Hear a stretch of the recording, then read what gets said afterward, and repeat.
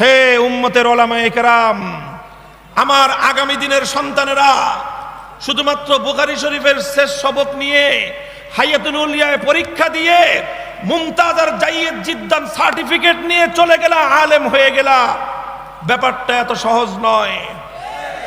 তোমাকে 1400 বছরের উম্মতের আলেমদের উত্তরাধিকার এখান থেকে নিয়ে যেতে হবে।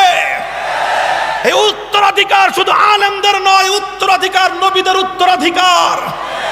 এই উত্তরাধিকার ধারণ করলে কখনো তোমাকে কোন নবীর মতো তায়েফের ময়দানে রক্ত দিতে হবে।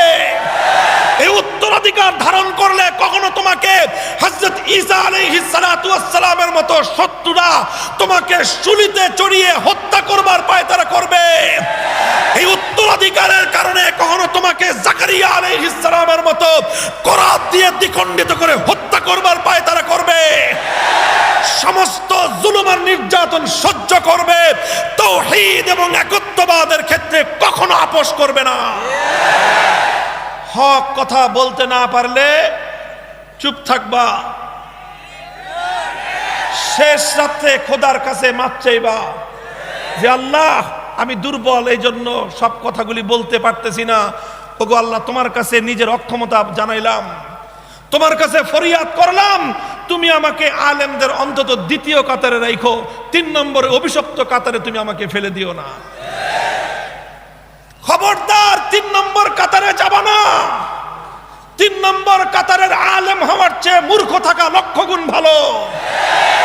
3 নম্বর কাতারের আলেম হওয়ার চেয়ে মূর্খ থাকা কোটি গুণ ভালো। আল্লাহ পাক আমাদের সকলকে হেফাজত করেন। মুহতারাম হাজিরিন, আখেরি কথা বলে আলোচনা শেষ করতেছি। ইমাম বুখারী রাহমাতুল্লাহি আলাইহি ইসলামের আকীদা আল ওয়াজনু হাক্কুন, ওজন হবে কি হবে না, মানুষের আমল আল্লাহ পাক পরিমাপ করবেন কি করবেন না, মানুষের মুখের উচ্চারিত কথাগুলো আল্লাহ পাক পরিমাপ করবেন কি করবেন না। এই কথা যে মুসলমানরা মানবে কি কারণে? যুক্তি দিয়ে, তর্ক দিয়ে, বিজ্ঞান দিয়ে। এই কথা মুসলমানরা বিশ্বাস করবে আল্লাহর কোরআন এবং নবীর হাদিস দিয়ে।